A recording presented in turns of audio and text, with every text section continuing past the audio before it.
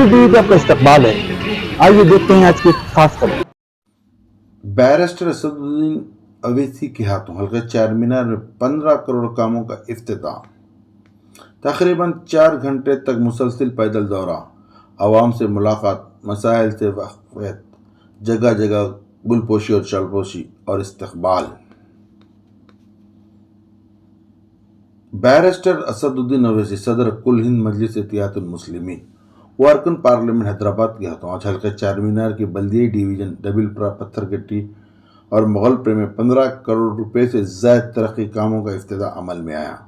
Barrister Asaduddin Owaisi MP सदर मजलिस ने जनाब मुमताज़ अहमद खान अरकान असम्बली चारमीनार, जनाब Riyazul Hasan Afandi MLC AIMIM corporates के हमरा तकरीबन 4 घंटे तक मुसलसिल पैदल दौरा करते हुए न सिर्फ तरक्की कामों का इफ्तिताह अंजाम दिया बल्कि आवाम से मुलाकात करते हुए मसाइल की समाअत की और कामों की तफसीलात से वाक़फ़ियत हासिल की।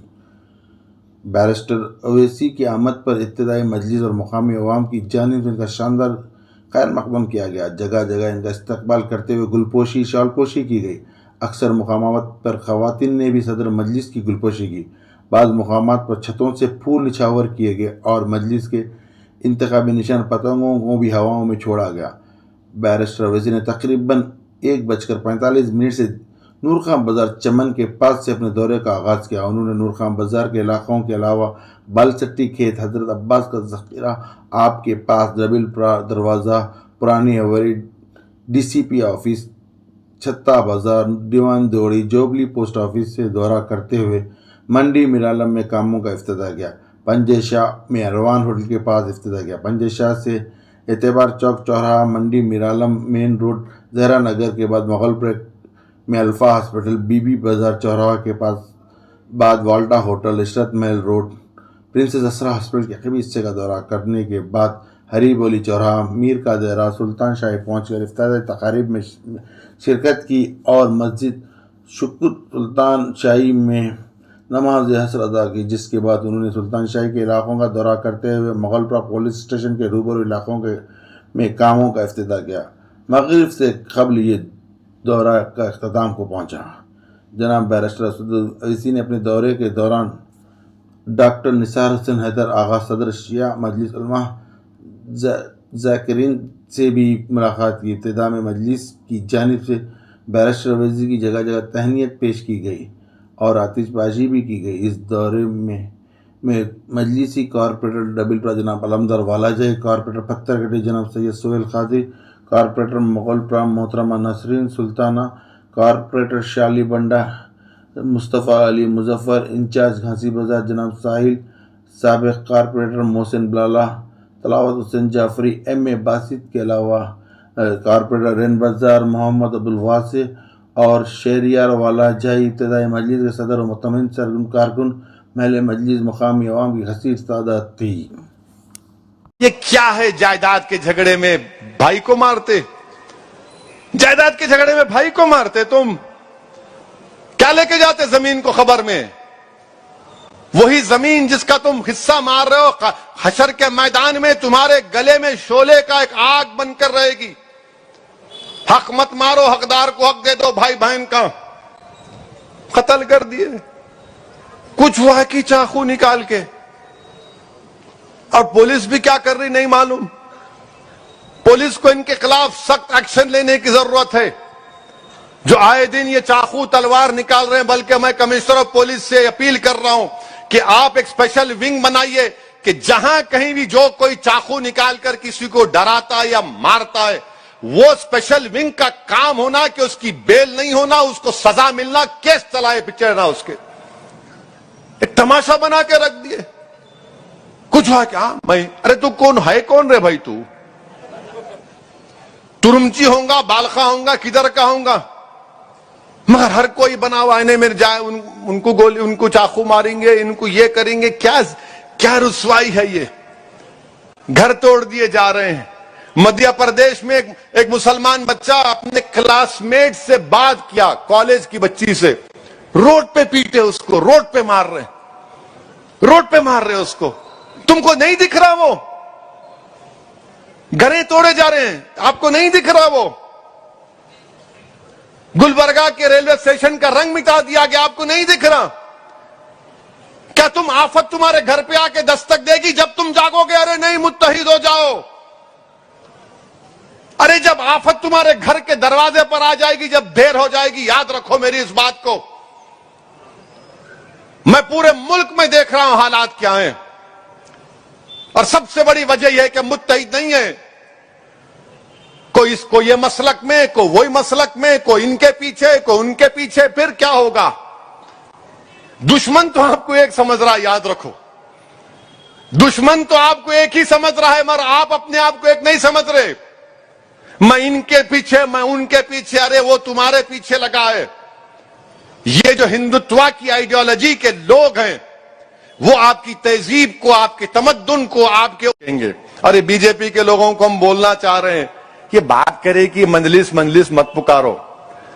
तुम्हारी औलाद को तुम तरबियत दो जरा, तुम्हारे बच्चों को सिखाओ किसी को थप्पड़ नहीं मारना। उन्होंने थप्पड़ मार रहे, इन्होंने आके हमारे को मंजलिस ऐसा करी, पाता बस्ती। अरे पाता बस्ती में आके देख क्या नहीं हो रहा यहां पर, क्या नहीं हो रहा यहां पर।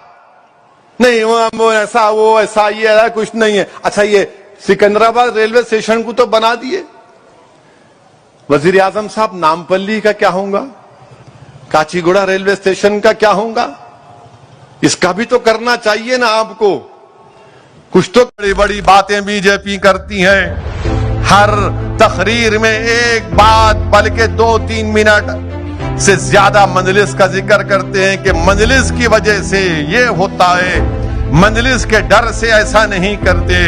अरे आज तेलंगाना का हमारा हिंदू भाई जान चुका है कि मंजलिस से डराने से वो डरता नहीं है, बल्कि वही हमारा हिंदू भाई, दलित भाई, बैकवर्ड क्लास का भाई जब दारुसलाम को आता है और आकर हमसे काम करवाता है, हम उसके काम को करवाती हैं तो वो खुश होकर चला जाता है। दारुसलाम में किसी से ये नहीं पूछा जाता कि बताओ तुम्हारा मजहब कौन सा है, बताओ तुम कौन सी बिरादरी से आते हो, तुम कौन से ओबीसी कास्ट से हो।